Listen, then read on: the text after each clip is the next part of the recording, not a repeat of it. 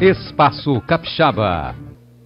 Olá, boa tarde, bem-vindo ao Espaço Capixaba. E no programa desta quinta-feira, dia 27 de abril, a conversa é com o vice-presidente de fiscalização do Conselho Regional de Contabilidade, o contador Roberto Schulz. E o assunto, a destinação do imposto devido para beneficiar crianças e adolescentes através do Fundo Municipal para a Infância e Adolescência.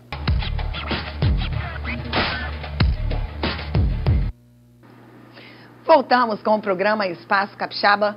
E olha só, pessoal, pouca gente sabe, mas é possível direcionar parte da contribuição ao imposto de renda para o Fundo de Direitos da Criança e do Adolescente.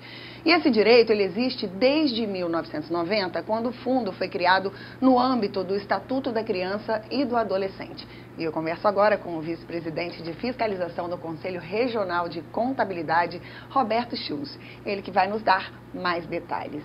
Boa tarde, Roberto. Boa tarde, Ana Luísa. Olha, primeiramente eu gostaria de agradecer hoje a sua presença aqui conosco, ao vivo para todo o estado do Espírito Santo, para a gente falar aí sobre esse assunto que eu acho que pouquíssimas pessoas têm conhecimento, né, Roberto? Que é essa destinação de uma parte do imposto de renda para o fundo da criança e do adolescente.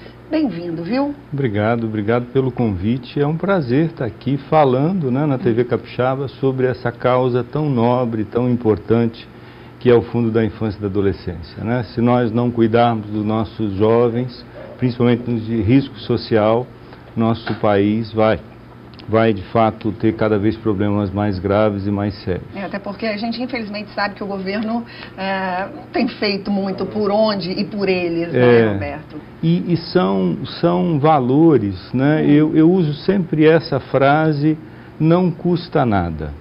Eu acho que esse é o ponto que a gente deve sempre lembrar. Como fazer? Quem pode fazer essa doação, né, vamos dizer assim, para o fundo da criança e do adolescente? Bom, eu vou fazer um breve histórico, mas é um assunto que a gente deve lembrar dele o ano todo, não só agora na hora do imposto de renda. Falando agora desse momento, que nós temos até amanhã, então, para a entrega das declarações, todos aqueles que utilizam um modelo completo e que têm imposto devido são potenciais doadores para o Fundo da Infância e da Adolescência. Mesmo aqueles que têm restituição.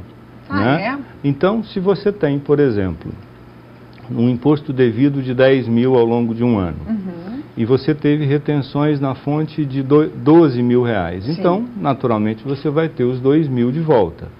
Mas lembre-se que o seu imposto devido foi 10 mil. Sim. Então, você poderia destinar agora até 3% do imposto devido para o fundo, para o FIA. Ou seja, R$300. Correto. Então, você faz esse pagamento agora dos R$300 através de um DARF próprio. Você vai escolher o fundo federal, estadual ou municipal. Vários municípios do Espírito Santo têm esse fundo, Vitória, Vila Velha, Cariacica, Serra, vários outros, né? Seja, tem lá a listagem. Só um municipal, por exemplo, né? Não, você pode destinar até para o fundo estadual. Então, naquele exemplo, você pode então pagar esses R$300 e ao invés de ter a restituição de 2 mil, você vai ter a restituição de 2.300 e ainda corrigido pela Selic. Se você for muito financeiro, você ainda ganha algum dinheiro com essa destinação. O mesmo exemplo se aplica a quem tem imposto a pagar. E aí eu insisto de novo, não custa nada. Por quê? Porque se eu tenho, por exemplo, no inverso, eu tenho 12 mil para pagar. Sim. E eu tive 10 mil de retenção ao longo do ano. Então eu tenho ainda 2 mil a pagar, né? Eu poderia, então, nesse caso, destinar 3% dos 12 mil reais, R$360, e fazer esse pagamento. Então, vamos arredondar só para R$300 e, de novo, os 2 mil reais.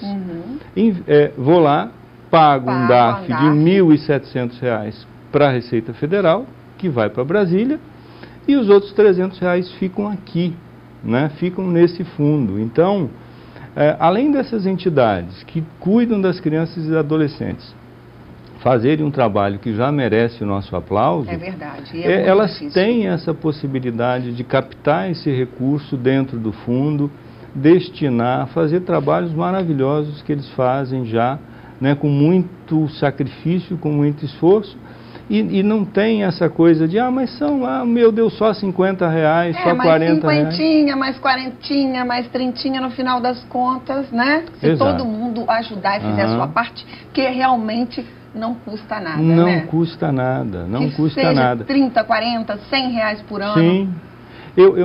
De todos os clientes que eu fiz até agora, ainda tem alguns a fazer, mas eu acho que o mais alto foi R$1.500. Poxa, né?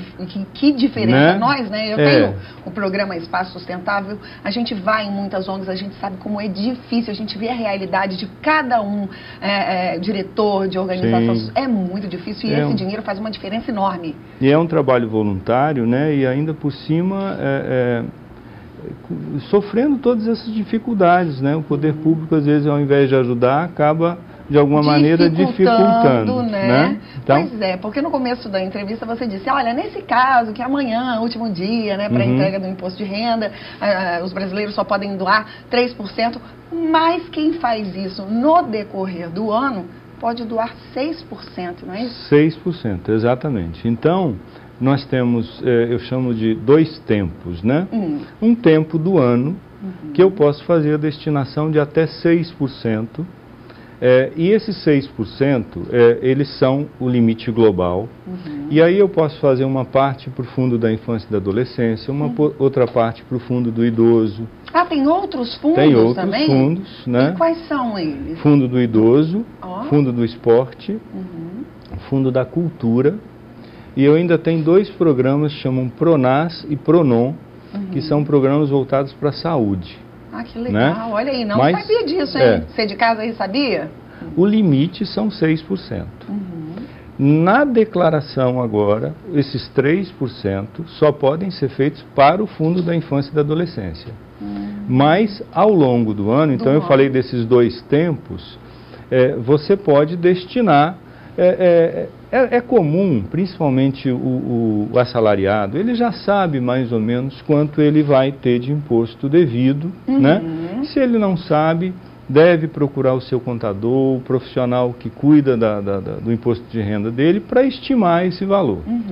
Algumas empresas já fazem até esse trabalho junto aos seus funcionários, né? E ele, vamos imaginar então que ele já saiba que ele vai ter mais ou menos 10 mil de imposto devido. Mas ele não tem certeza se são 10 mil ou não. Então vamos imaginar, daria 6%, R$600. Ele pode fazer uma destinação de R$500 para qualquer um desses fundos que eu falei. Como que ele faz isso? Ele escolhe, vamos imaginar que ele escolha do idoso, por exemplo.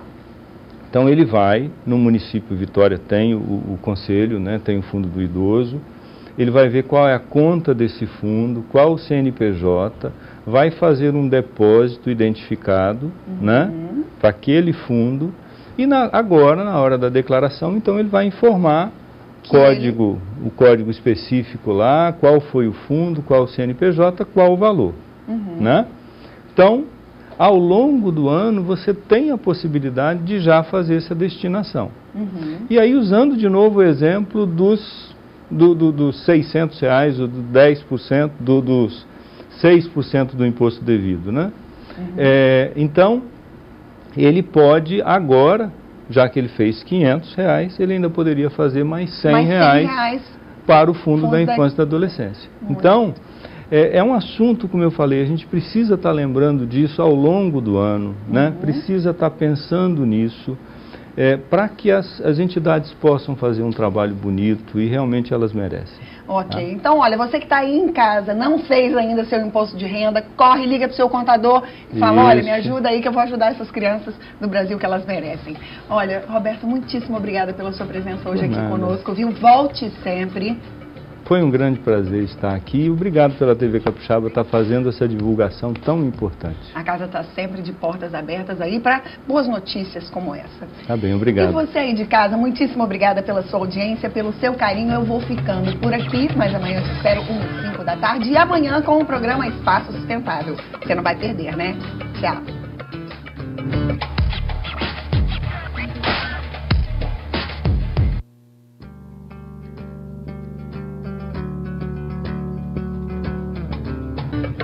Espaço Capixaba.